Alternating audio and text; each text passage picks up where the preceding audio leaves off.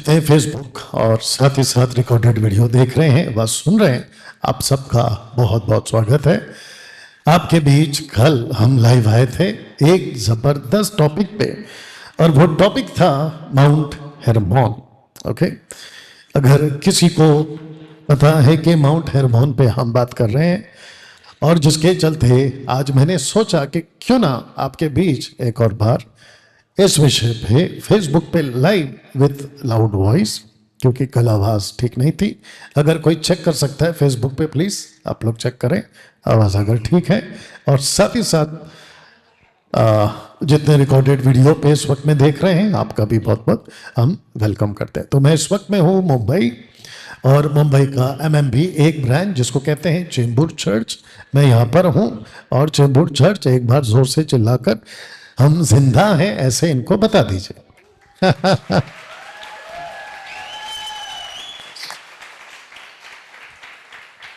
Okay, आवाज ठीक है फेसबुक का या कम लग रहा है या फट रहा है, क्या है बता दीजिए।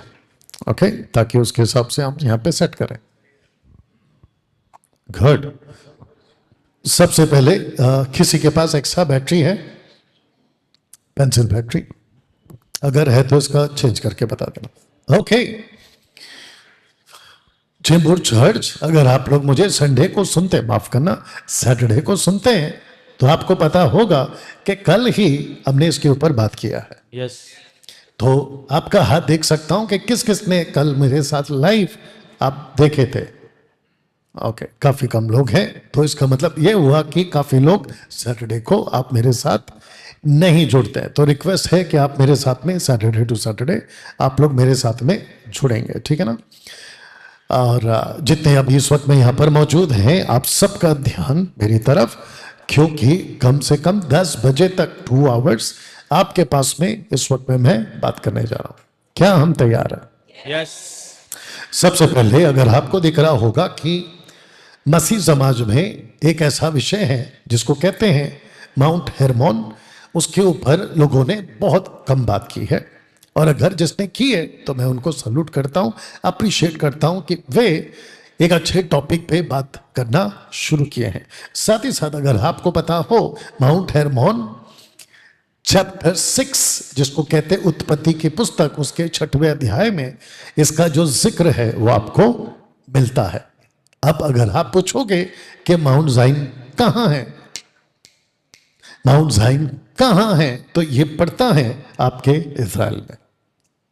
अब प्रश्न उठता है कि इजराइल में कहां, तो साथ ही साथ मैंने लिखा है कि at Syria and Lebanon border, ये उसके आसपास में पड़ता है। ओके ना डैनियल भाई, एवन यहां पे भी अगर कोई पूछना चाहे कि माउंट हेरमोन की बात आप क्यों इतना पैसिफिक क्यों बात कर रहे हैं, या इसके ऊपर जोर देकर आप क्यों बात कर रहे हैं, तो मैं आपको बता दूं, आज जो पृथ्वी पे हम जी रहे हैं, और अगर अभी तक हम जिंदा हैं और वो जिस किसी भी स्थिति से चल रही है, तो उसके पीछे इसी पर्वत का हाथ है। आमीन, प्रेज़ द लॉर्ड। अगर मैं आपकी जगह होता तो ये शायद कर लेता, या तो कम से कम ऐसे सर हिला लेता। अभी बताया था कि हम लाइव हैं। ओके, आप लोग शायद भूल गए। तो जिसके चलते कहीं ना कहीं इसी इमरान पर्वत पर वो कुछ ऐसी घटनाएं घटी हैं जिसके चलते अब आप और हम इसको जो है फेस कर रहे हैं। यहां तक ठीक है ना। एक व्यक्ति है जिसका नाम है हनोक, इंग्लिश में इनॉक। दूसरा व्यक्ति है जिसका नाम है मूसा, इंग्लिश में मोसेस। इन दोनों ने अपनी अपनी पुस्तक में इत्तेफाक से जिन बातों को लिखा, तो जिसने चैप्टर को डिवाइड किया था, भाग किया था, वो अध्याय 6 द बुक ऑफ इनॉक, उत्पत्ति की पुस्तक मूसा के द्वारा, अध्याय 6 वचन 1। तो 6:1 कोइंसिडेंस है, दोनों ने एक व्यक्ति की बात करी जिसको कहते हैं सन्स ऑफ गॉड। ओके, हाँ, अब जो मैं बात कर रहा हूं वो यूनिवर्सल प्लेटफॉर्म पे बात कर रहा हूं। मैं किसी चर्च को बात नहीं कर रहा हूं, मैं किसी हाउस चर्च को बात नहीं कर रहा हूं, मैं किसी कम्युनिटी को बात नहीं कर रहा हूं। मैं बात कर रहा हूं टोटल यूनिवर्सल। यूनिवर्सल मतलब विश्वव्यापी। तो जो मुझे सुनते हैं वो उसी हिसाब से सुनते हैं। साथ ही साथ अगर मैं कोई स्टेटमेंट या कोई शब्द बोलता हूं तो वो उसी हिसाब से कहता हूं, क्योंकि मुझे कोई भी चेक कर सकता है जिसकी तैयारी मैं पहले से करके बैठता हूं। शुक्रिया आपके रिस्पॉन्स के लिए। तो जिसके चलते मोसेस और हनोक ने एक ऐसी बात करी जिसको कहते हैं सन्स ऑफ गॉड, परमेश्वर के पुत्र, परमेश्वर के पुत्र। लेकिन हनोक जो है वो परमेश्वर के पुत्र के अलावा एक और शब्द कहता है, और वो कहता है एंजल्स ऑफ गॉड। एंजल्स मतलब प्लूरल, बहुवचन, ना कि एक वचन, क्योंकि जो एक वचन है वो यीशु है और जो प्लूरल है वो स्वर्गदूत हैं, जिसको कहते हैं लिटरली द एंजल्स। ओके, जो पीछे बैठे हैं आशा करता हूं आप भी मेरी बात को सुन रहे हैं। ओके, नाउ कृष्णा जी आप तैयार हैं? Yes. आपको पढ़ना है, पढ़िए। उत्पत्ति की किताब उसका 6वां अध्याय वचन 1। फिर जब मनुष्य भूमि के ऊपर बहुत बढ़ने लगे और उनके बेटियां उत्पन्न हुई। ओके, नाउ अगर आप देखोगे तो मैंने एक शब्द को हाईलाइट किया है और वो है बेटियां। अगर हम कहते हैं बेटियां, इंग्लिश में डॉटर्स, जब हम कहते हैं बेटियां डॉटर्स तो वो व्यक्तियों की बेटियां, लेकिन जो एंजल्स थे जो नीचे आए थे उनके लिए बेटियां नहीं है, बट उनके लिए वो लड़कियां हैं। ओके, आप लोग शायद फिर भूल जाते हो, या तो फिर टीचिंग में इतना खो गए हो कि आप लोग रिस्पॉन्स करना भूल गए, या तो सर हिलाना, या तो हाथ उठाना, या तो कुछ ना कुछ करना है। ओके, वापस से कहते हैं जितने फेसबुक पर हैं उनको भी कह दो कि जो मनुष्य थे उनके लिए बेटियां, लेकिन जो एंजल्स आए थे, सन्स ऑफ गॉड्स आए थे, उनके लिए लड़कियां। थैंक यू, लड़कियां। अब दिक्कत की बात यह है कि ये जो लड़कियां हैं इनको देखा किसने? अगर हम आपस में आफ्टर मैच्योर, परिपक्व होने के बाद अगर हम किसी लड़की को देखते हैं, वो भी उस हिसाब से कि मुझे इसके साथ शादी करना है, तो बात समझ में आती है। ओके, यहाँ कुछ लड़के हैं, यहाँ कुछ लड़कियां हैं जिनके लिए लड़के देखना है या तो जिनके लिए लड़की देखना है, वो हमें समझ में आती है। लेकिन जो स्वर्गदूत नीचे उतरे थे, सन्स ऑफ गॉड, वो उस तरीके से नहीं देखे। आइए देखते क्या लिखा है, पढ़िए। तब परमेश्वर के पुत्रों ने मनुष्य की पुत्रियों को देखा। ओके, तो कोमा के पास रुकना है, लिखा है देखा। अब प्रश्न उठता है किस इंटेंशन से देखा, किस मनसा से देखा? पढ़िए। कि वे सुंदर है। ये बोलने की जरूरत नहीं थी। किसको? एंजल्स को ये बोलने की जरूरत नहीं थी। आपने देखा है वो किसी की बेटियां हैं, बट आप जब देख रहे हैं तो आपका जो देखने का नजरिया है वो बदल गया है। अब आप उसको ऐसे देख रहे हैं जैसे कि जिस व्यक्ति को अगर टेबल पे रखा खाना, अगर उसको भूख लगी है तो वो कैसे देखेगा? खाने के हिसाब से। You got the point? ऐसे ही जब इन लोगों ने देखा तो उनका देखने का नजरिया कुछ अलग था, जैसे कि वो अभी इनको खा जाएंगे। आगे पढ़िए। सो उन्होंने जिस जिस को चाहा, एक सेकंड, तो जिस जिसको चाहा उनसे ब्याह कर लिया। अब जरा शब्द को ध्यान देना, लालसा। ये किसका शब्द है? ये हनोक का शब्द है, इनोक का शब्द है। इनोक कहता है कि उन्होंने लालसा की और जिस जिससे चाहा उनसे शादी की। अब यहां पे जो शब्द है शादी, इंग्लिश में मैरिज, इसको हम ऐसा कह सकते हैं कि जब इन्होंने तय किया कि लड़की को देखेंगे, ऊपर से अलग नजर से देखेंगे, लेकिन इन्होंने ये नहीं कहा कि हम इनके साथ में गलत काम करेंगे। इन्होंने कहा कि हम बाकायदा कानूनी तौर पे शादी करेंगे। अब प्रश्न उठता है, क्या इनका ये चाह या चाहत सही है परमेश्वर की नजर में या गलत? गलत। आप जोर से बोल सकते हैं। गलत। गलत। गलत क्यों है कृष्णा? आज ही बोलना है, मेरे को कुलाबा जाना है। क्योंकि परमेश्वर ने उनको जो बनाया था, मनुष्य के, परमेश्वर के पुत्र को, उनको वो कार्य के लिए नहीं रखा। एग्जैक्टली। ये उनको बोलने के लिए या उनको करने के लिए ये परमिशन नहीं है। किस किस को पता है कि मैं जिसकी बात कर रहा हूं, जिसको कहते हैं सन्स ऑफ गॉड, वो वॉचर्स हैं। वॉचर्स मतलब देखने वाले, पहरेदार। ये वो लोग हैं तो जिसको काम दिया था कि तुम पृथ्वी पे पहरा दो, ये क्या कर रहे हैं? जैसे ही देखा कि लड़कियां ज्यादा पैदा हो रही हैं और ऊपर से लड़कियां क्या हैं, एक साथ बोल दो, सुंदर। सुंदर। आप देख रहे हैं ये शब्द, यस। सुंदर। और जैसे ही उन्होंने देखा, चाहत अलग हो गई। जिस मकसद के साथ नीचे आए थे वो मकसद बदल गए। अब इसको रखकर और नीचे का वचन रखने से पहले मैं थोड़ा यहां और आप लोग जो बैठे हैं वहां बात कर लेता हूं। आप जब चर्च आए थे, आप जब चर्च ज्वाइन किए थे, आपका सोच, आपका मकसद, आपकी आंखें, आपका दिमाग, आपका दिल ऐसा नहीं था, ध्यान से सुनो, जैसा अब हो चुका है। You got the point? Yes. जैसे आप पहले आए थे, किसी से भी मिलते थे तो आप या तो उनको सिस्टर सिस्टर सिस्टर या सिस्टर कहती थी, ब्रदर ब्रदर ब्रदर। अब प्रश्न उठता है कि वही सिस्टर और वही ब्रदर इनकी तरह उस एंगल में कैसे चला गया? तो सारा खेल चाहत की। सारा खेल चाहत का है। और बाइबल कहती है कि मन तृप्त नहीं होता, आंखें तृप्त नहीं होती। आपका जो बॉडी है वो कभी संतुष्ट नहीं होता। नहीं होता। You got the point? Yes. अब इसको पढ़ते हैं, पढ़िए। जब परमेश्वर के पुत्र मनुष्यों की पुत्रियों के पास गए। एक सेकेंड, अगर कोई लड़का, सबका फोकस, यस। अगर कोई लड़का लड़की के पास जा रहा है तो समझ आता है कि उसने बकायदा शादी की है और उसके पास में बॉडी है और वो कर सकता है जिसको कहते हैं बच्चे पैदा करना। याद है? ठीक है। Yes. बट ये कैसे हो सकता है? पॉसिबल है कि वो पास गए, आगे बढ़ो, तब उनके द्वारा जो संतान उत्पन्न हुए। एक सेकेंड, आप संतान कैसे पैदा कर सकते हैं? एंजल्स जी। यस। आपके पास तो बॉडी नहीं है, आप तो स्पिरिट्स हैं। You got the point? पीछे सबको समझ में आ रहा है? सागर, क्या सबका फोकस है? यस। इनके पास बॉडी नहीं है तो आप पास कैसे गए? आप पास का मतलब समझ गए? फिजिकल होने के लिए, फिजिकल होने के लिए आप पास गए हैं तो पास जाने के लिए आपके पास में फ्लैश होना जरूरी है। यस।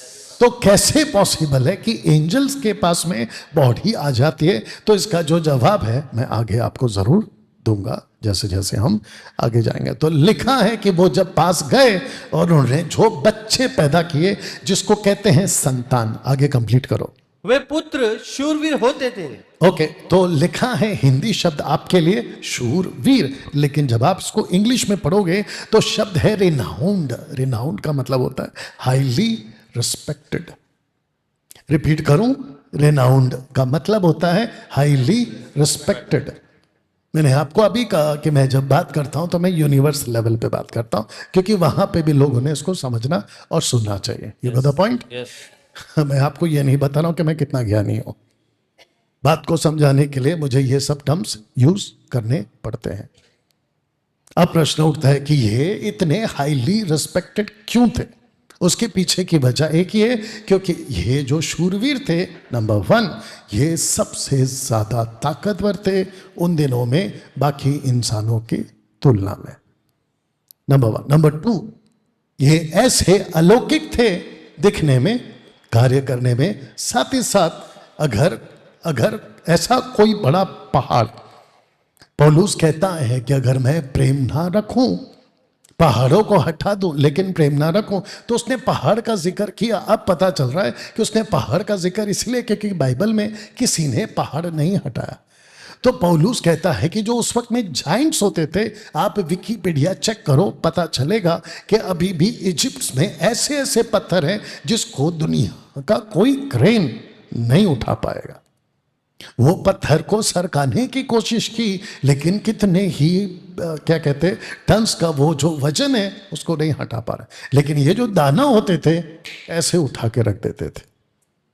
तो ऐसे कई गतिविधियों के चलते इनका नाम पड़ा था शूरवीर, और इंग्लिश शब्द है रिनाउंड, जिसका मतलब होता है हाईली रिस्पेक्ट। यहां तक ठीक है? अब इसको पढ़िए। ये रहा हनोक।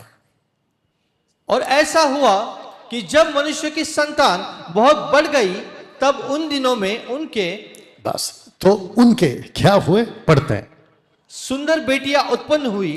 तो एक है कि सुंदर बेटियां उत्पन्न हुई, तो स्वर्गदूतों ने, अब यहाँ पे हनोक कहता है वो स्वर्गदूत है, मूसा कहता है वो परमेश्वर के पुत्र हैं। पढ़िए, जब स्वर्ग के संतान थे, उनको जो देखा, जो स्वर्ग के संतान थे, जो स्वर्ग के संतान थे उनको देखा और उनकी लालसा की और एक दूसरे से कहा, आओ आओ। एक दूसरे से क्या कहा? आओ। आओ। तो ये कितने थे जिसने कहा आओ? ये टोटल 200 थे। अब इसको पढ़िए, हम मनुष्यों में से अपने लिए पत्नियां चुन ले। बस, हम मनुष्यों में से अपने लिए पत्नियां चुन ले। अब आप अगर देखोगे तो उत्पत्ति की पुस्तक का मूसा का लिखना, हनोक की किताब में हनोक का लिखना बिल्कुल कट टू कट पैरेलल, मतलब सामान्य है। यस, आप नोट कर सकते हैं। अब यहाँ पे कुछ लोग बैठकर ये बोल सकते हैं कि डैनियल राज, आप हनोक की पुस्तक का सहायता क्यों ले रहे? तो फिर मैं पलट कर ऐसों को कहूंगा, फिर आप ही के बाइबल में, प्रोटेस्टेंट बाइबल में एक प्रभु का दास है जिसका नाम है यहूदा जूड, उसने हनोक का जिक्र क्यों किया? अगर प्रोटेस्टेंट बाइबल में हनोक की किताब का जिक्र जूड कर सकता है तो फिर मैं क्यों नहीं कर सकता? यस, और मैं करते वक्त, क्योंकि अभी आपको बताया यूनिवर्सल बात करता हूं, तो मैं देखता हूं कि कोई भी हनोक का बात, मोसेस का बात, किसी का भी बात कॉन्ट्रडिक्ट नहीं होना चाहिए, मतलब विरोधाभास नहीं होना चाहिए। तो यहां तक ठीक है? यस। ओके, तो अब आपकी नॉलेज के लिए और आपको ठीक करने के लिए, और यहां फेसबुक पे कितने हैं बेटा? ओके, तो इन सबको बताने के लिए और आप सबको बताने के लिए कि क्या हनोक और मूसा की बात आपको अभी तक समझ आ गई? यस। ओके, तो ऊपर से स्वर्गदूत, जिसको हनोक कहता है, माफ करना, मूसा कहता है परमेश्वर के पुत्र हैं, और वो नीचे आते हैं एज अ वॉचर्स, मतलब पहरे हुए। लेकिन वो जब आते हैं तो उनकी लालसा बदल जाती है और वो किसी को देखते हैं और देखने के चलते लालच पैदा होता है। किसकी? पुरुषों की और स्त्रियों की, वो भी गलत तरीके से और बकायदा, जिसको कहते हैं लीगल मैरिज, वो शादी करते हैं। यहां तक ठीक है? यस। एक पोस्टर देखिए, इसको कहते हैं कि इम्रोन पर्वत पर 200 स्वर्गदूतों की, आपके पास माइक है ना कृष्णा, फट से बोला करो, बैठक। बैठक। रिपीट कर दूं, 200 स्वर्गदूतों की बैठक। अब इस बैठक में सबसे पहला आपस में चर्चा हुई कि आओ देखें। दूसरा चर्चा हुई लालसा करें। तीसरा आपस में योजना बनाई। चौथा मनुष्यों को अपना मकसद बताएंगे, और वो मकसद यह है कि तुम अपनी लड़कियां हमको दो और हम बदले में तुमको रहस्य प्रकट करेंगे, जो ऊपर कुछ ताकत है। Yes, yes. ताजुब। और नीचे लिखा है एक्सचेंज ऑफर। इसको कहते हैं कि एक हाथ ले और एक हाथ दे। एक हाथ दे। हम कुछ आपको देते हैं, आप हमको कुछ दीजिए। और आपको बता दूं कि इजराइलिट्स जब भी दूसरे मुल्क में रहते थे वो यही करते थे, हमारी लड़कियां लो, अपने लड़के दो, हमारे लड़के लो, अपनी लड़कियां दो, आपका पानी, आपका पैसा, आपका अनाज, हमारा अनाज। और ये जग जाहिर है और आपके बाइबल में भरा पड़ा। यस। क्या यहां तक ठीक है? यस। तो इसको कहते हैं ये पहली बैठक। बैठक। ओके, नाउ हनोक क्या कहता है, आइए पढ़िए। कि इस युक्ति को न छोड़े। एक सेकंड, किसको ना छोड़े? युक्ति। युक्ति को। युक्ति का मतलब क्या है कि हम इस योजना को ना छोड़े जो अभी हमने बैठक की है। देख लो, हम इसको नहीं छोड़ेंगे आगे, परंतु यही काम करे।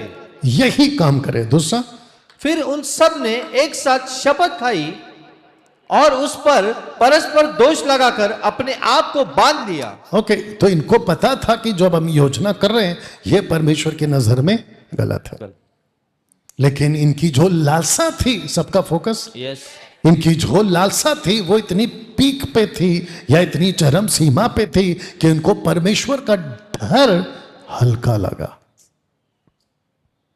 ताजुब। Yes, yes, yes. और दूसरी बात, इन्होंने कहा चाहे कुछ भी हो जाए, हमको अनंत काल के लिए नरक में डाल दे। कौन? परमेश्वर। हम खुद को दोष देंगे। और इस शब्द से इन्होंने आपस में, शब्द पढ़ो, बांध लिया। बांध लिया। इसका मतलब इसको कहते हैं इंग्लिश में सोल टाई। टाई बस समझते हैं, टाई सोल टाई मतलब बांध लेना, जिसके ऊपर हम आपको बीच में और बाइबल कॉलेज में भी प्रचार कर चुके हैं कि आप कई बार किसी चीज से बंध जाते हो। आपको लगता है कि अगर ये मेरे लाइफ में नहीं है तो मेरे साथ कुछ भी अच्छा नहीं होगा, आप उससे बंध जाते हैं। You understand? यस। आपके लाइफ में अभी की जो मेजर जरूरत है, उस जरूरत को भी अगर आप परमेश्वर के सामने रखो तो परमेश्वर कहता है कि सबको अगर याद होगा लूका 24 का 25, 26, 27, अगर कोई अपने प्राण को भी आप प्रिय ना जाने तो वो मेरा चेला नहीं है। नहीं हो सकता। सिंपल है ना, नहीं हो सकता। तो इसका मतलब ये हुआ कि आपके लाइफ का वो सब कुछ जो परमेश्वर को ठीक नहीं है, अगर आप उसको लेकर चल रहे हो तो इसका मतलब इनकी तरह आपने खुद को उस चीज से बांध लिया है। यस। अगर वो नहीं छूट रही है, बांध लिया है। आगे पढ़िए जी। और वे सब मिलाकर 200 थे। ओके, मैंने क्या कहा था आपसे? 200 थे। और ये उतरे कहां थे? उत्पत्ति के 5 के 15 में। आगे पढ़िए।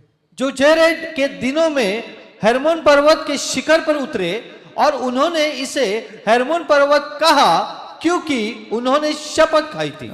तो इसको क्या कहते हैं कि उन्होंने यहाँ पे बैठक की थी। यस। बैठक वहां की थी जिसको कहते हैं शिखर पर। शिखर समझते हैं? टॉप, चोटी पर। ये देखो, चोटी पर, शिखर पर। यस। शिखर पर। और इसको ही कहते हैं जिसको आज भी इजराइल में जो सबसे ऊंचा पहाड़ है वो यही पहाड़ है जिसका नाम है हेर्मोन पर्वत। हेर्मोन पर्वत। कृष्णा, आप जब भी बोलेंगे जोर से बोलेंगे जी। माउंट हेर्मोन, हेम्रोन पर्वत। क्या ठीक है? यस। ओके। अगर मैं आपसे कहूं सिर्फ पर्वत तो आपको नहीं समझेगा अभी, क्योंकि हम जी रहे हैं 2000 साल बाद। लेकिन उन दिनों में अगर इजराइल को कहा जाए कि ऊंचे पहाड़ पे चलते हैं तो उनको ये बोलने की जरूरत नहीं है कि हिमरोन पे चलते हैं। ऐसे ही उनको पता चल जाएगा कि हिमरोन की बात कर रहा है। जैसे कि अगर आपने कहा आज बुर्ज खलीफा तो आपके दिमाग में एक ही शब्द आएगा, Dubai. You got the point? Yes. ऐसे ही माउंट हेर्मोन। आगे पढ़ते हैं जी। और उस पर परस्पर दोषारोपण करके अपने आप को बांध लिया था। बस हनोक कहता है कि उन्होंने खुद के लिए यह तय किया, चाहे कुछ भी हो जाए हम इस चीज से खुद को बांध लेंगे। अब मेरा प्रश्न है, इन्होंने खुद को किससे बांधा? अभी तो बताया, जल्दी बोलना है कृष्णा, आपको तो पता ना, अभी तो बताया ना। वही मकसद के द्वारा। अरे भाई, लड़कियों से बोलना है आपको। इन्होंने किससे खुद को बांधा? लड़कियों से। लड़कियों से। सिंपल है। तो ये जो एंजल्स आए थे जिसको मोसेस कहता है परमेश्वर के बेटे, इन्होंने खुद को किससे बांधा? लड़कियों से। एक बात पूछूं आप सबसे? यस।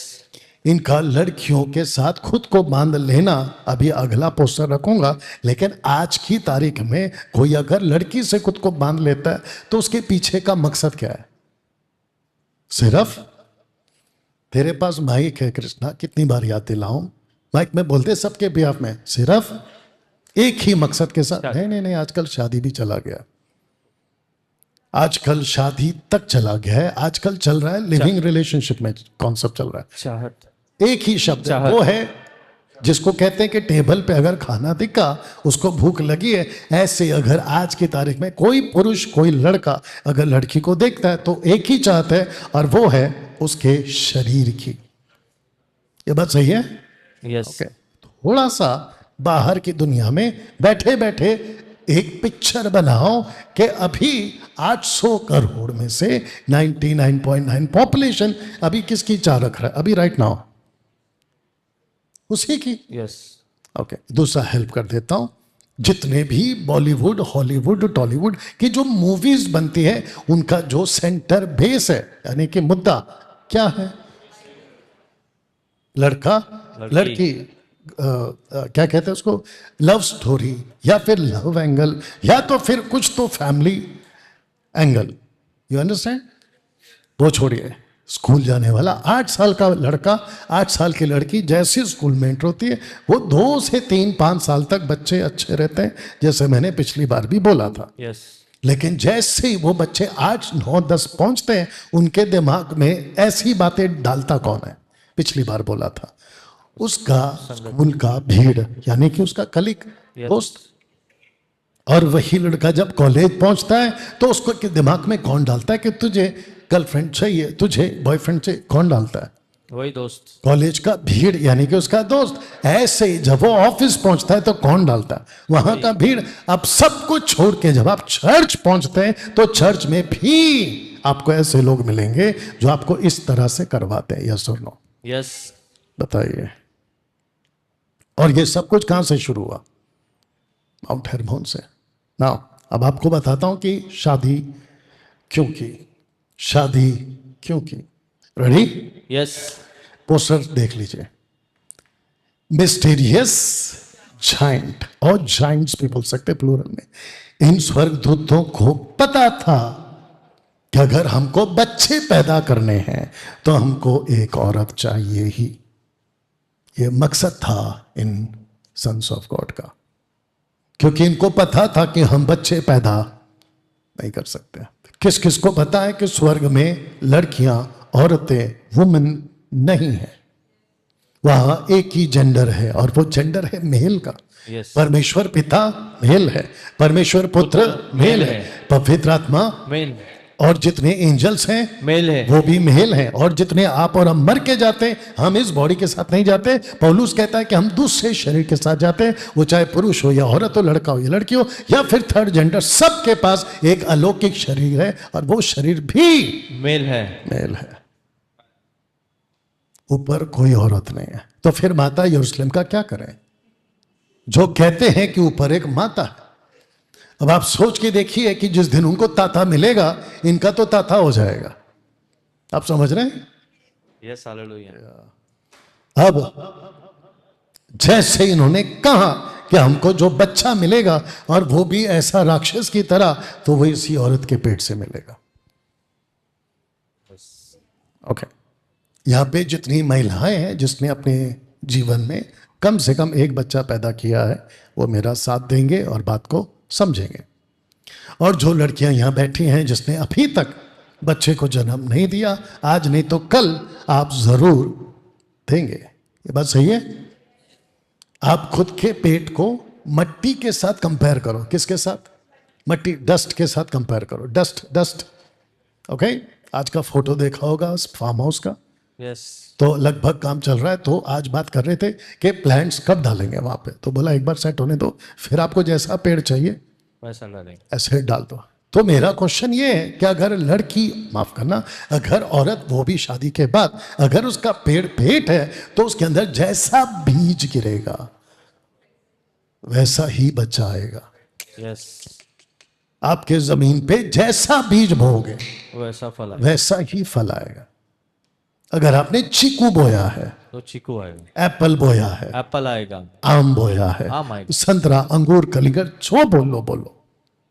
तो इस पृथ्वी का एक सिस्टम है, इस पृथ्वी का एक सिस्टम है, और वो सिस्टम ये है, आप जैसे बोगे वो वैसा ही पैदा करेगा। और यीशु खुद कह चुका है, यीशु खुद कह चुका है कि जैसा फल, माफ करना, जैसा पेड़ वैसा फल, वैसा फल। यीशु ने नहीं कहा कि जैसा फल वैसा पेड़, उसने कहा जैसा पेड़ वैसा फल, वैसा फल। और दूसरा उन्होंने ये भी कहा कि पेड़ की पहचान उसके फलों से होती है, फलों से होती है। और फिर यीशु ने ये भी कहा कि अगर पेड़ को कोई संभालता है तो वो है जड़। यस। बाप रे, यू अंडरस्टैंड? अब प्रश्न उठता है कि मैं ये इतना लंबा आपको क्यों लेकर गया। जरा एक बार पोस्टर देखिए प्लीज, मत पढ़ो, जरा पोस्टर देखिए। लिखा है कि योग्य संतान चाहता है। कौन? परमेश्वर। अब पढ़िए। क्या उसने एक ही को नहीं बनाया? ओके, तो पुरुष के लिए स्त्री एक, और स्त्री के लिए उसका पति पुरुष एक। नेक्स्ट। जबकि और आत्माएं उसके पास थी। परमेश्वर मलाखी के द्वारा ये क्यों कह रहा है कि और आत्माएं? तो इसका मतलब ये हुआ कि जिसने पुरुष ने जिससे शादी की है, परमेश्वर उसको, अरे माइक में रखा है फिर भी चुप बैठे हो कृष्णा, आत्मा के रूप में देखता है। अभी तो बताया ना, और जब परमेश्वर किसी औरत को देखता है, आत्मा के रूप में देखता है। चाय मंगाओ, कॉफी मंगाओ, बात कर मेरे भाई। एग्जाम्पल के तौर पे अगर देवा को देखता है रीना के लिए, आत्मा में देखते। तो वो पुरुष नहीं कहता। यस, और ऐसे ही रीना को जब देखता है क्या नाम है, देवा के लिए, आत्मा। तो वो औरत नहीं कहता, यस, वो आत्मा कहता है। थैंक यू मेरे भाई, ऐसे ही रहे। ताजुब है। तो प्रश्न उठता है कि जो आपकी पत्नी है, आपका पति है, और जो जिसकी होने वाली है या होने वाला है, परमेश्वर उसको आपके लिए आत्मा कहता है। यस, वापस पढ़ते हैं, क्या उसने एक ही को नहीं बनाया?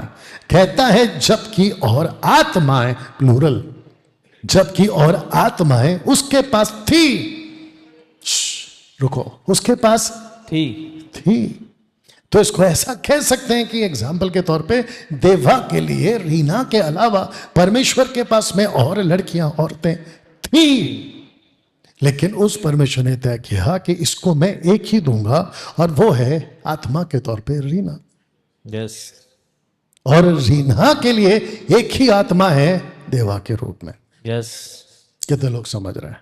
साथ ही साथ जो फेसबुक पे देख रहे हैं और रिकॉर्डेड वीडियो देख रहे हैं, आपको भी ये बात समझना जरूरी है।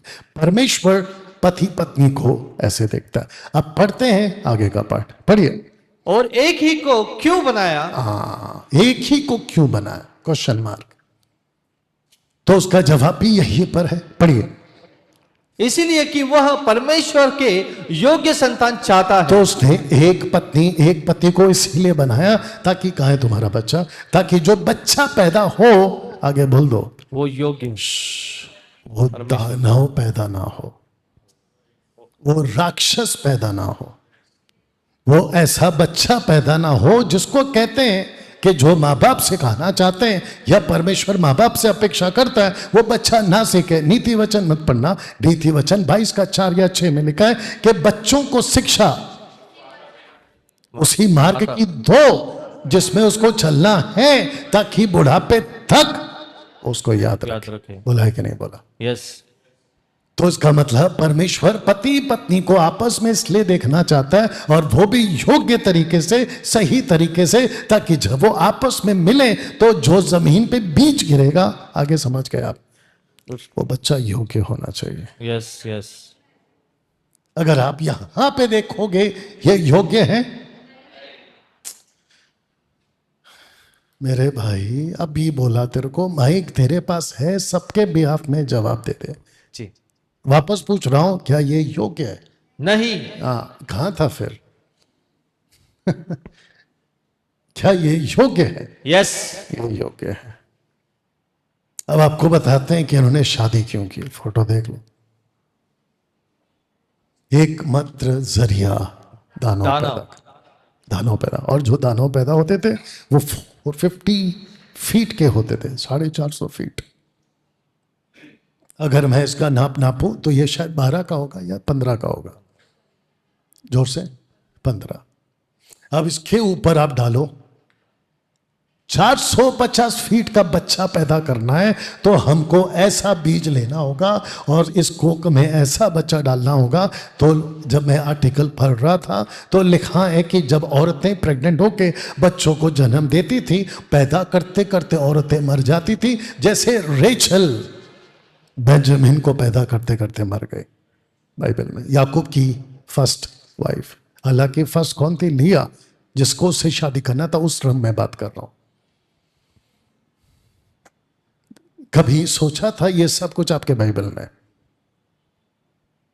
कभी सोचा था कि इस एंगल से आपको आपकी बाइबल पढ़नी चाहिए? और वो भी उत्पत्ति का 6वां अध्याय है।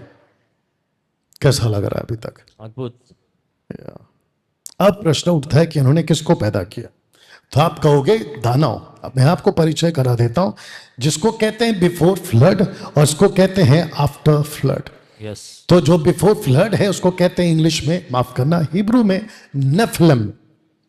अगर आपको बहुवचन में जाना है, प्लूरल में नेफिलम्स। हिंदी शब्द है दानव, इंग्लिश शब्द है जायंट्स। ये एक शब्द है, ठीक है। लेकिन आपने ये भी पढ़ा था और मैं कुछ हफ्तों से बताते आ रहा हूं कि नूह के पश्चात भी ये लोग थे। तो जब आप बाइबल पढ़ते हो तो आपको मिलेगा उसके बाद में अनाकीम्स, इमीम्स और रफाइम्स, ये टोटल 3 नाम और मिलते हैं और लगभग इनकी हाइट इनके आसपास या कुछ कम बोल सकते हैं। अब प्रश्न उठता है, जब स्वर्गदूत आए, अच्छा इसको ही रखता हूं, जब स्वर्गदूत आए तो उनको औरतें चाहिए थी बच्चा पैदा करने के लिए, ये बात सही है? यस। अब प्रश्न उठता है कि फ्लड के बाद क्या हो गया? सब मर गए, सब मर गए ना? कितने थे पृथ्वी पे? सिर्फ 8 लोग। एक है नूह, दूसरा उसकी वाइफ, तीसरा उसके 3 बेटे, जल्दी से नाम बता। शेम, हाम, शेम, यफेत, और उसके 3 बहुएं मतलब बीवियां। टोटल कितने हो गए? 8। नतानियल सबको बताएगा 8 ही क्यों? क्योंकि वही लोग थे जो नहीं, माइक वापस दो। 8 ही इसलिए है क्योंकि बाइबल के अंदर 8 शब्द नई शुरुआत को दर्शाता है। पूछो कैसे? वाह वाह वाह वाह, ऐसी मरी आवाज, एक साथ जोर से पूछो कैसे?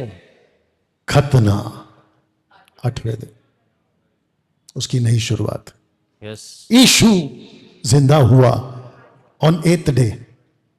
8th डे मतलब on Sunday, Saturday 7th day, yes. Sunday 8th day. Yes. तो परमेश्वर ने सब कुछ प्लान करके रखा हुआ है ताकि कभी भी मैं कोई एग्जांपल दूं तो वो कॉन्ट्रडिक्ट ना हो। खुद परमेश्वर ने कहा सिर्फ 8 बचे। ताजुब, ताजुब, यह तो ठीक है। यस। अब मेरा क्वेश्चन ये है कि जब सब मर गए तो दानव कहां से आया? अब प्रश्न उठता है कि मोसेस ने, हनोक ने 9वां अध्याय, 10वां अध्याय, 11वां अध्याय किसका? उत्पत्ति का। कहीं नहीं लिखा कि स्वर्गदूत वापस आए और उन्हें वापस औरतों के साथ में गए और उन्हें राक्षस पैदा किया, ऐसा कुछ नहीं लिखा है। तो फिर प्रश्न उठता है कि फिर वापस से ये सारे के सारे नाम, एक है अनाकीम्स, दूसरा है इमीम्स और तीसरा है रफाइम्स, ये कहां से आ गए? जोर से, जोर से। उन्हीं आत्माओं से। Okay, good. अरे तुमने सुना तो तुम बोलना माइक में, वापस पूछ के बोल दे। उन्हीं आत्माओं से, 8 में से। अच्छा, उस 8 में से, उस 8 में से क्या बात है? बात सुनो, इसका जवाब जब बाइबल में नहीं है मैं कहां से लाऊं?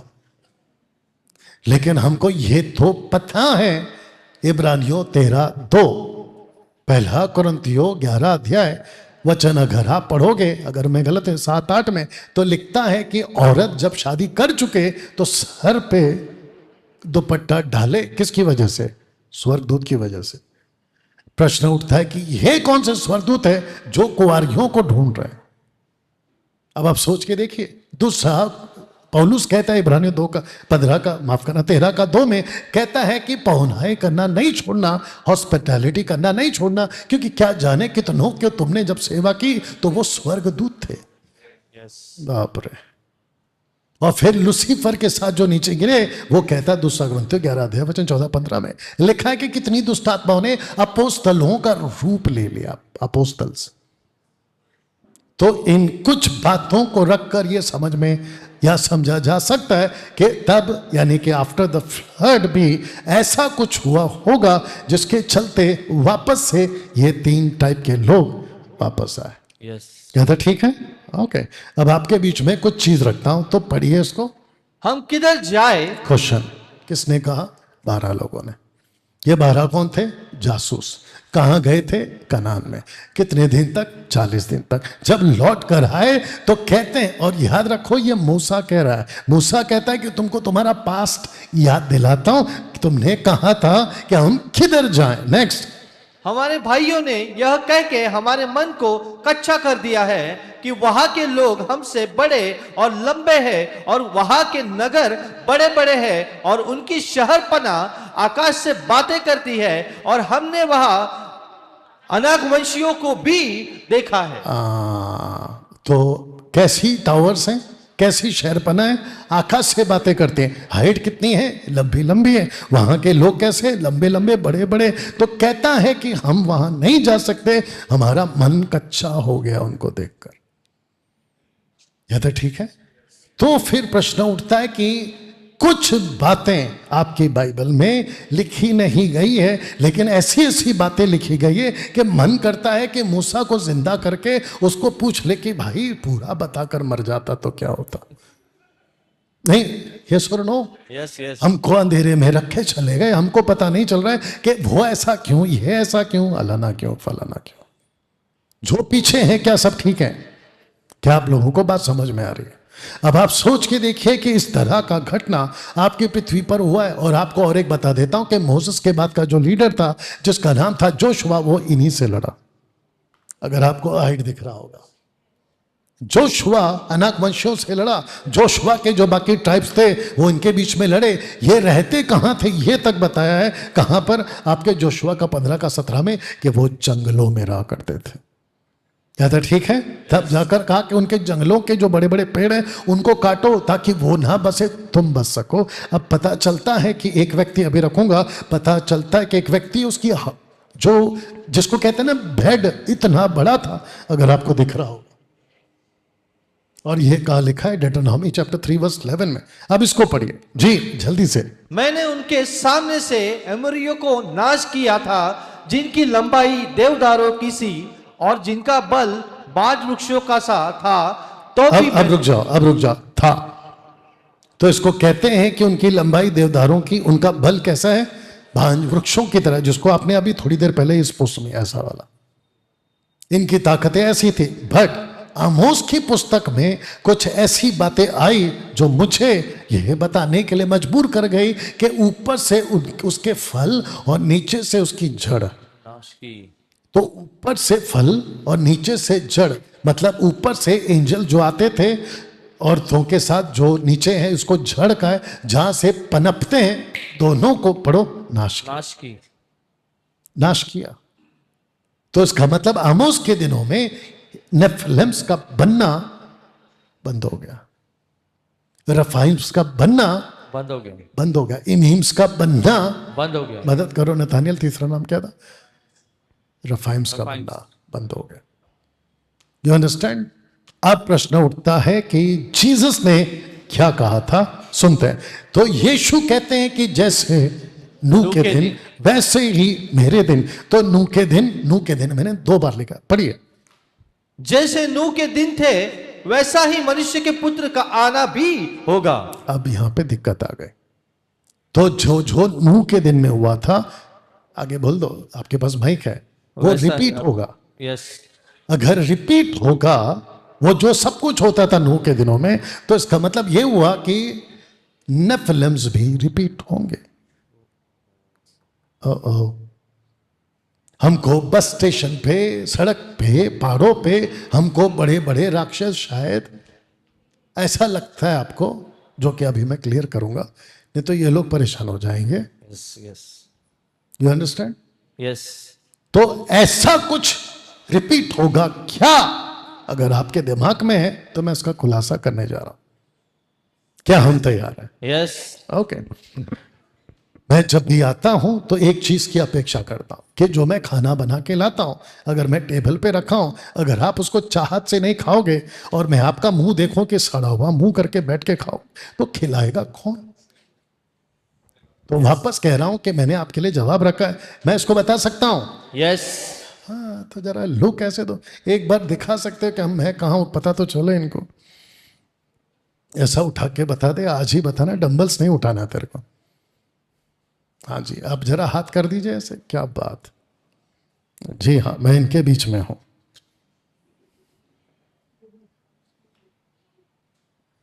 हाँ, जहां से उठाया वहीं रखना, इधर आ जा जी। और कितने हैं फेसबुक पे बेटा? ओके, जितने फेसबुक पर हैं खूब शेयर करें, वॉच पार्टी करें। तो वापस से पढ़ते हैं क्योंकि हमने अभी थोड़ा सा इनको लाना भी है ट्रैक पे जी। जैसे नूह के दिन थे वैसा ही मनुष्य के पुत्र का भी आना होगा। जैसा नूह का दिन था। तो क्वेश्चन है क्या नेफिलिम्स वापस आएंगे? उसको समझने के लिए आपको कुछ बातें बताता। बैठ जा बेटा जल्दी से, पढ़िए इसको। अधोलोक के फाटक। मत्ती 16:18। आपको जानकर ताज्जुब होगा कि यह अधोलोक का फाटक कहां है। रखो, यह अधोलोक का फाटक आपका हेर्मोन में है। बाप रे। अब प्रश्न उठता है कि अधोलोक का फाटक का जिक्र कौन कर रहा है? यीशु कर रहा है।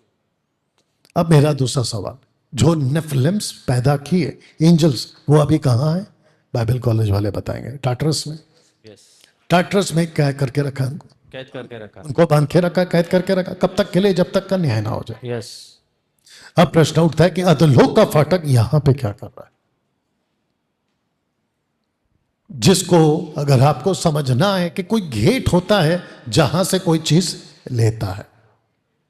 ओके, और आपको बता दूं और एक चीज, जो हिमरोन है पर्वत जिसको कहते हैं, उसका दूसरा अर्थ यह भी होता है gates towards god. Gate towards god, एक ऐसा दरवाजा जो प्रभु की ओर जाता। ताजुब ताजुब।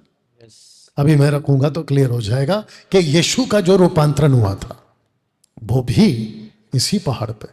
रखूंगा अभी तो सोच के देखें कि सब कुछ यहीं क्यों हो रहा है। कुछ तो गड़बड़ है ना। यस।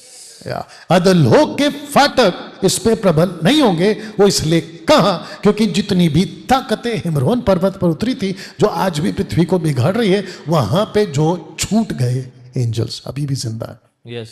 क्योंकि 200 आए थे, 200 को नहीं डाला टाटरस में। कुछ अभी भी हवा में है।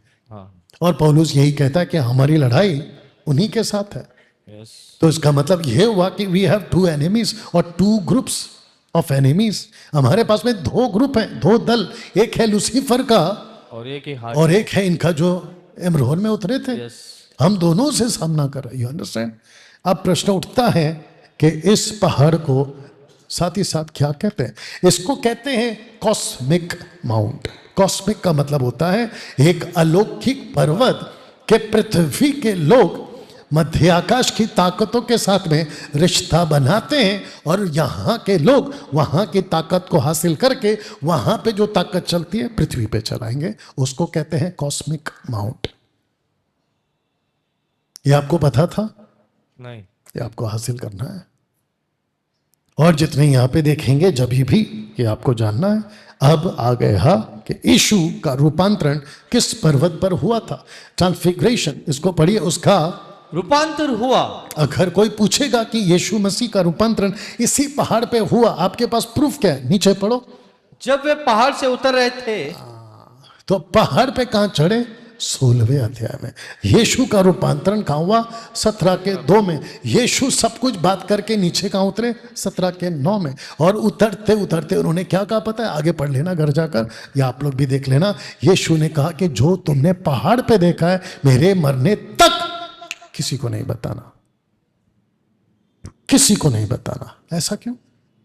कुछ तो बात होगी जो यीशु नहीं चाहता था कि वो बताया जाए। यह तो ठीक है। यस। कैसा लग रहा है अभी तक? अद्भुत। ओके ना, आपके बीच में एक व्यक्ति को रखता हूं जिसको कहते बाल। ओके, तो बाल का कनेक्शन हिमरोन से कैसे? तो आइए इसको पढ़ते हैं कि जो आपका हिमरोन है, जहां से जो नेफिलिम्स माफ करना, जो एंजल्स आए थे वो तो खत्म हो गए नूह के दिनों में। तो उसी पर्वत पर ये बाल क्या कर रहा है? आज आपको सड़क पे हिमरोन के पर्वत पे जो घटना घटी थी ऐसे दृश्य नहीं मिलेंगे, लेकिन इजरायलियों को यह बाल दिखता था। आइए पढ़ते हैं जी, पढ़िए। बाल हेम्रोन नाम पहाड़ से लेकर। बस, तो आप वापस से पढ़ सकते हैं। इसको कहते बाल हेम्रोन। तो इसका मतलब यह हुआ कि जो नेफिलिम्स आफ्टर द फ्लड रहते थे, उस जगह को कहते हैं बाल हेम्रोन। और लिखा है कि बाल हेम्रोन नाम पहाड़ से लेकर, कौन सी पुस्तक है? न्यायों की पुस्तक। अब प्रश्न उठता है कि उसी पर्वत पर यह बाल क्या कर रहा है? सबका फोकस। यस। ये इसी पर्वत पर बाल क्या कर रहा है? और ये बाल कौन है? मूर्ति पूजा। यस। मूर्ति। तो अभी से बता देता हूं, जिसने कल देखा था, आपने अगर सुना भी होगा। इसका मतलब यह है कि जो दानव हैं वो जो पहले दिखते थे अब वो दिखते तो नहीं हैं, लेकिन उनकी जो स्पिरिट है वो मूर्तियों के माध्यम से आज काम कर रही है। यस। बाप रे, जिसने भी कभी आपके लाइफ में मूर्ति पूजा किया था, मैंने किया था, तो आप समझ जाना कि आपने नेफिलिम्स की पूजा की थी।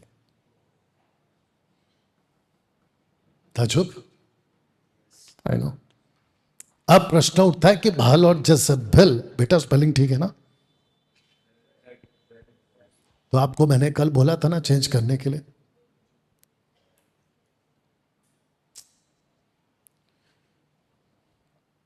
नतानियल,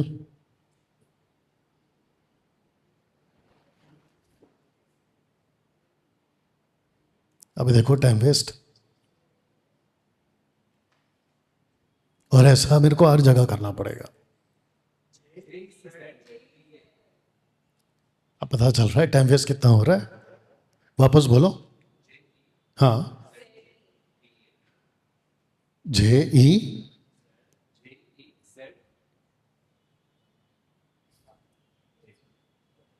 अभी ठीक है? अभी ऐसा हर जगह मिलेगा। बताइए, टाइम वेस्ट। अब प्रश्न उठता है कि बाल और जज़ेबेल का कनेक्शन। अब आपको कुछ चीज समझना, यह तो ठीक है? यस। क्या उस वक्त में औरत थी जो ऊपर से आए थे एंजल्स? उनको औरत चाहिए थी? यस यस हे मेरे भाई, उनको औरत चाहिए थी। यस। अभी भी लूसीफर को या उनके आत्माओं को अभी भी दानव चाहिए, लेकिन वो जो मूर्ति है वो बोल नहीं सकती। यस। तो उस मूर्ति से बुलवाएं और मूर्ति के पीछे चले, ऐसा कोई कॉन्सेप्ट करने के लिए भी एक औरत को लाया, उसका नाम है जज़ेबेल। बाप रे। और यीशु कहता है कि ये जो जज़ेबेल है ये प्रॉफिटेस है, मतलब भविष्यवक्ता है। पढ़िए। पर मुझे तेरे विरुद्ध यह कहना है कि तू उस स्त्री इजेबेल को रहने देता है जो बस अपने आराम आप से रहने देता है, जो अपने आप को भविष्यवक्तिन कहती है। भविष्य दक्तन कहती है या दिक्तिन कहती है, भविष्य दिक्तिन। बताइए, प्रॉफिटेस। ताजुब। अब बताते हैं आपको। एक बिफोर फ्लड दानव थे, दूसरा आफ्टर फ्लड अभी भी दानव है, लेकिन फर्क इतना है कि वो मूर्तियों में कन्वर्ट हो गए। यस। अभी प्रूफ करूंगा। जैसे उस वक्त में औरत चाहिए थी, ऐसे ही इस दानव के लिए भी औरत चाहिए थी। एक औरत चाहिए।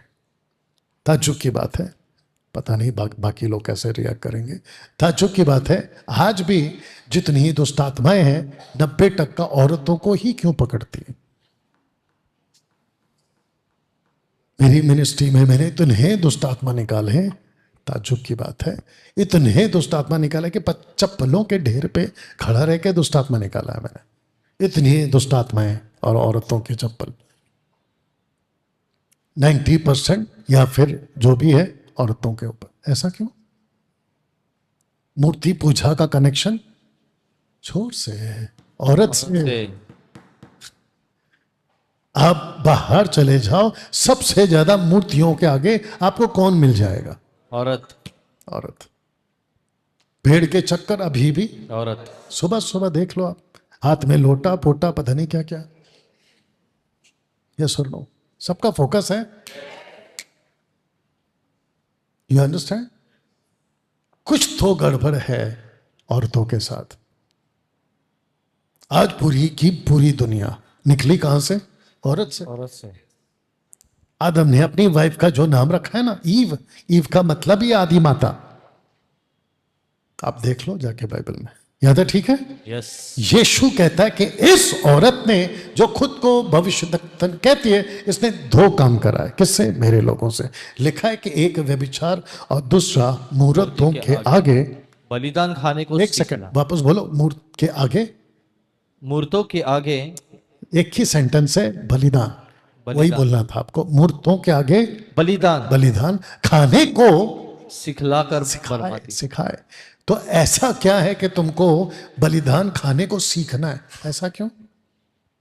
ये कोई बैप्टिज्म का टीचिंग है क्या? नहीं, ट्रिनिटी का टीचिंग है क्या? नहीं, कहता है कि व्यभिचार कैसे करना है वो सीखो, बलिदान कैसे खाना है वो सीखो। ये क्या चक्कर है? तो आपको बताता हूं कि इसने कहा कि ऐसे व्यभिचार करो जो परमेश्वर के नजर में गलत है, ऐसे पाप करो जो परमेश्वर को पसंद नहीं है। नंबर 1। नंबर 2 कहता है मूर्त के आगे बलिदान का मतलब है जो बच्चे सैक्रिफाइस होते थे उसका मांस खाओ। अभी बीच में मैंने वीडियो प्ले किया था ना यहीं से, Yes. Epstein file, Epstein file. उसमें क्या है? यही तो है। ताजुब, आज की पूरी दुनिया में ऐसी कुछ काली ताकतें जो ह्यूमंस के मांस को खाने से ही उनको ताकत मिलता है, ऐसा कुछ सिखा के रखा हुआ। यहां तक ठीक है? अब प्रश्न उठता है कि हेब्रोन, आगे बोल दो बाल, और तीसरा है जजेबेल। जजेबेल कनेक्शन।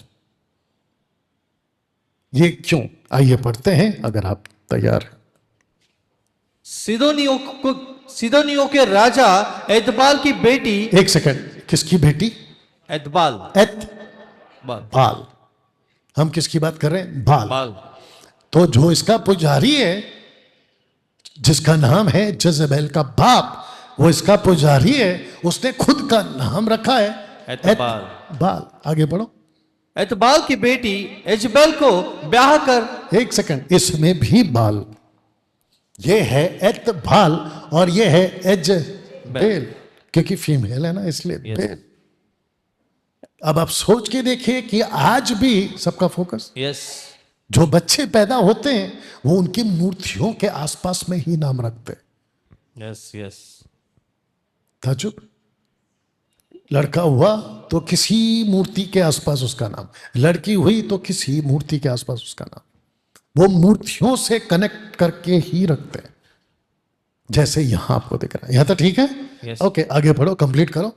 ब्याह कर बाल देवता की उपासना की और उसको दंडवत किया। किसने? आहाब ने, जो उस वक्त का राजा था इजरायलियों का, जो कि सबसे ज्यादा करप्ट था, उसने करवाया। आगे, एजबेल यहोवा के नबियों को नाश करती थी। बाल के नबी 450 मनुष्य थे। फिर प्रकाशित वाक्य कहता है कि एजबेल को रहने देता है, जो अपने आप को भविष्यवक्तिन कहती है। किसकी? बाल की। अब आपको पता चला होगा कि क्यों बाइबल कहती है कि after the flood Nephilims was renowned, मतलब वो फेमस थे, रिस्पेक्टेड थे, क्योंकि मूर्ति पूजा शुरू हो गया था। सब लोग ठीक हैं पीछे? Yes, yes. कैसा लग रहा है अभी तक? आपने आपके बाइबल में ये सब कभी इस एंगल से समझा था? अच्छा, आप समझ रहे हैं। तो इसको कहते हैं कि इन Jesus time upon this on this rock I will build my church upon this rock. अब आप लोगों ने कुछ देखा होगा यहाँ पे, खास करके ये वाला चित्र। ये आपको कैसा दिख रहा है? हाफ ह्यूमन हाफ गोट, अगर आपको दिख रहा होगा। अब इसका कनेक्शन क्या है आपको बताता हूं, क्योंकि हमारी जो बाइबल है वो रहस्यों से भरी पड़ी है, और ये जो पृथ्वी है वो भी रहस्यों से भरा पड़ा है। अगर आपने देखा होगा कि ये राक्षस कौन है? हाफ हेवनली बीइंग्स और हाफ ह्यूमन बीइंग्स। आप समझ गए? अभी ये वैसा पैदा हुए ना।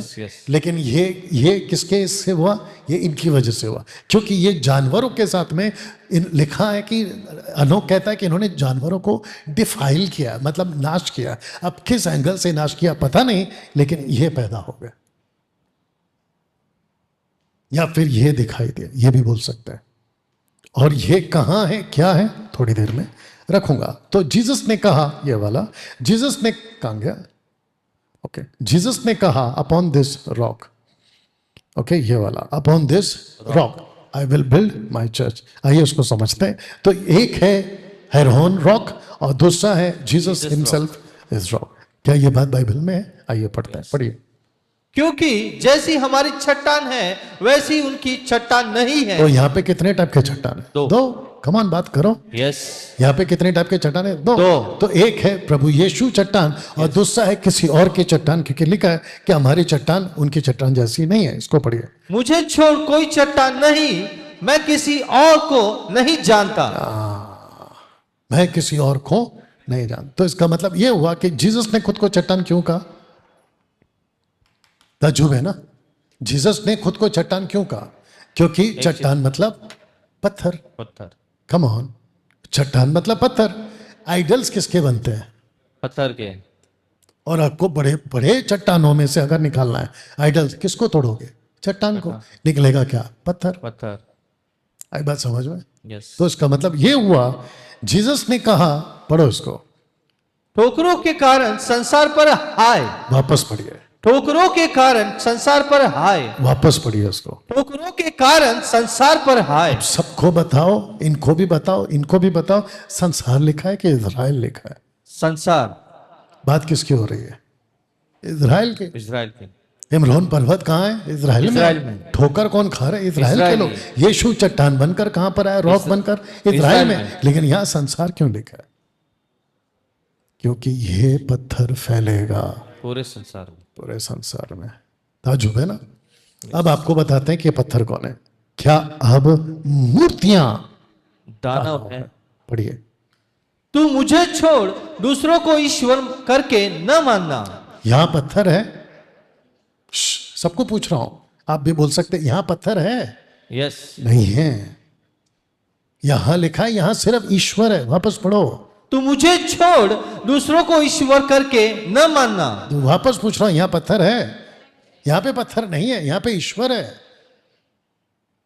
परमेश्वर है। ये तो हिंदी अलग है।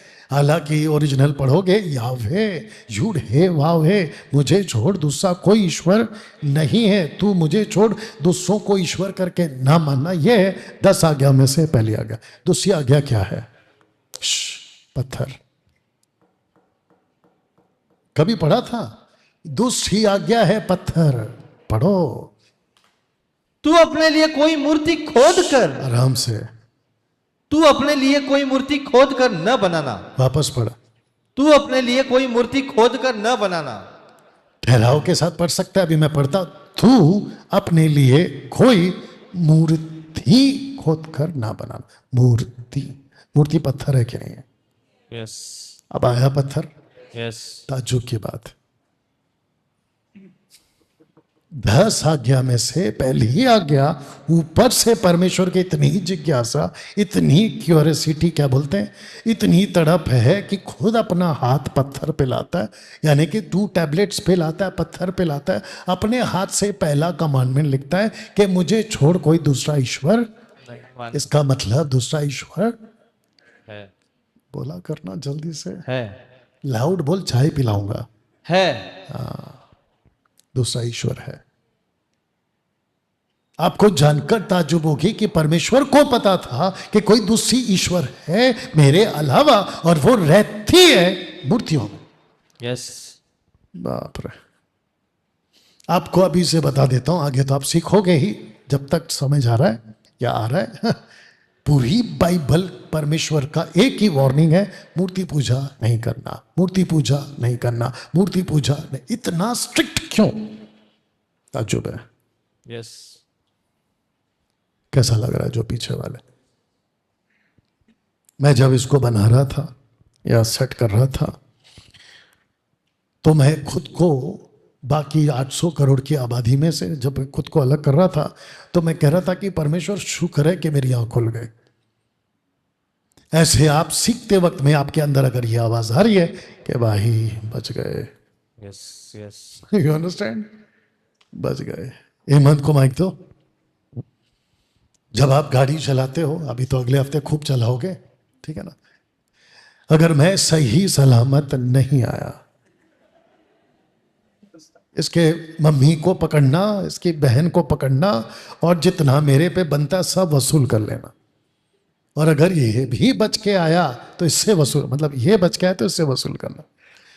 हेमंत, सबको बताओ कि जब तुम गाड़ी चलाते हो हाईवेज पे, तो दूसरी गाड़ियों को देखकर, टायर पंचर, टायर ब्लास्ट, पहाड़ का पत्थर गिर गया, या गाड़ी कहीं पे, तो ऐसे जाते जाते आपके मन में क्या आता है उसको देखकर? शुक्र है मैं बच गया। क्या बात है, मुआ। शुक्र है भाई तूने सही जवाब दिया, नहीं तो अभी मेरे को इसके पीछे तेरे को समझाने में टाइम चला जाता। बिल्कुल कनेक्टेड था तू मेरे टॉपिक से।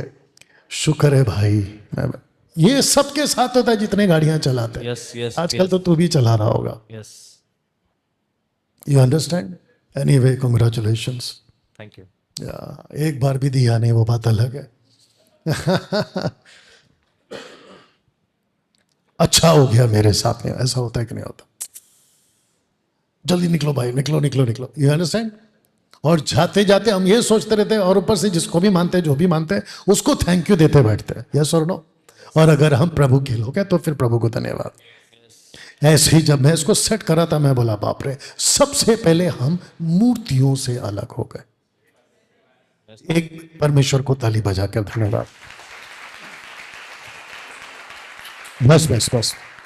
ओके, अब क्योंकि वक्त की कमी है और मैंने जो टाइम दिया उसमें ही खत्म करना है। आपके हिसाब से क्या प्रभु यीशु ने किसी दुष्टात्मा को ऐसे कहते हुए डांटा है? अगर पता है तो बता दो। गूंगी आत्मा,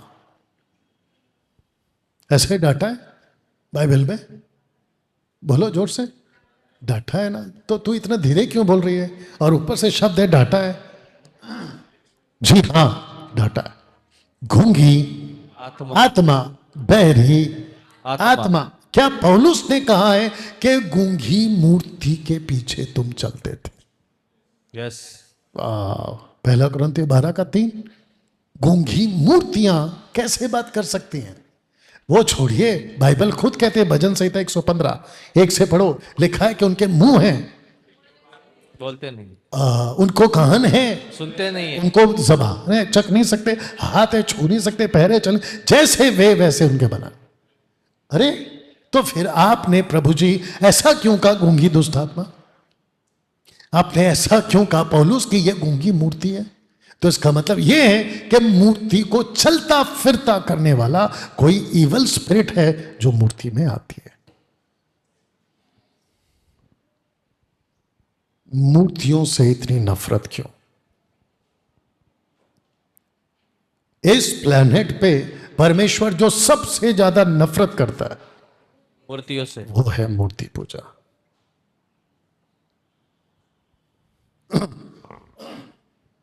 ओके, आपका हाथ देखना चाहता हूं, या जवाब दे दीजिए। किस किस को डुप्लीकेट्स पसंद है? हाथ उठाइए। अरे एक भी नहीं? ऐसा क्यों? जवाब दो सबके बिहाफ में। क्योंकि उसकी क्वालिटी खराब होती है। गजब आदमी है भाई। आपको डुप्लीकेट इसीलिए पसंद नहीं है क्योंकि आपको पता है कि ये ओरिजिनल नहीं है। आपको डुप्लीकेट से कुछ नहीं मिलेगा जो ओरिजिनल जो आपको ओरिजिनल से मिलेगा। और जब आप किसी डुप्लीकेट को देखते हो तो आपको सबसे पहले हंसी आती है। करके देखते हो आप उसे। इस पृथ्वी पर परमेश्वर ने किसी को हूबहू कट टू कट डुप्लीकेट नहीं बना। बाप रे, यहां पे कितने लोग हो सकते हैं? 100 अबाव या 100 के अंदर, जो भी है। अगर यहां पे 100 लोग हैं तो आपको ताज्जुब होगा कि किसी की आवाज किसी से मैच नहीं करती। सोच के देखिए कि परमेश्वर इतना यूनिक है कि 800 करोड़ का पॉपुलेशन में जितने भी बच्चे, बुढ़े, औरत, आदमी, सबको एक अलग यूनिक आवाज दी। Yes amen. रुको रुको रुको रुको रुको रुको रुको, यूनिक आवाज दी। ऊपर से आपके जो सर पे बाल है, एक बाल भी दूसरे बाल से नहीं मैच करता। यस, ताज्जुब की बात है। छोटी छोटी उंगली, उसके नाखून आपके 10 उंगली पैर के और 10 उंगली हाथ के, क्योंकि 12 वाले तो अपन नहीं है, क्योंकि 12 वाले तो दानव थे। किसी उंगली का नाखून किसी से मैच नहीं करता, तो आपको डुप्लीकेट क्यों पसंद आएगा? Yes, you understand? ऐसे ही परमेश्वर कहता है, मुझे दूसरा ईश्वर नहीं चाहिए। आप परमेश्वर को रख के कट टू कट उसकी इमेज बना के कि ये भी परमेश्वर है, उसको कितना गुस्सा आएगा। यस, इसलिए परमेश्वर को मूर्तियों से नफरत है। कैसा लगा अभी तक? बहुत अद्भुत। इसलिए कुछ भी हो जाए, कभी मूर्ति पूजा नहीं करता, नहीं करना। यीशु की तस्वीर, यीशु का क्रूस, यीशु की फोटो, रोजरी, किसी संत की फोटो, XYZ अगर आप रखते हो तो वो मूर्ति पूजा है जो परमेश्वर को पसंद नहीं है। ओके, अब मैं क्या करता हूं कि जल्दी से आपको जो घटनाएं हैं 6000 साल की वो बता देता हूं कि आदम से नूह तक की इतिहास, फिर आपका इमरोन पर्वत, उसके बाद में जोसेफ, फिर उसके बाद में मोसेस एंड जोशुआ, उसके बाद में 12 रूलर्स, उसके बाद में 42 किंग्स, फिर उसके बाद में आपके 70 ईयर्स एक्साइल, उसके बाद में रीबिल्डिंग द टेम्पल्स, फिर उसके बाद में 400 ईयर्स डार्क पीरियड, फिर उसके बाद में 4 BC टू 34 AD जीसस का डेथ और स्टीफन की मृत्यु जहाँ पे सुसमाचार फैला, उसके बाद में चर्च एज एंड रैप्चर, और फिर उसके बाद में एंटी क्राइस्ट टू, बोल दो जीसस क्राइस्ट। Jesus Christ. इन घटनाओं में आपको सबसे ज्यादा 2 पिक्चर रखूंगा या 2 चैप्टर रखूंगा, आपको सबसे ज्यादा दुनिया को बदलने वाला कौन सा चैप्टर है, माइक में कृष्णा बोलेगा। जेनेसिस 3 या जेनेसिस 6?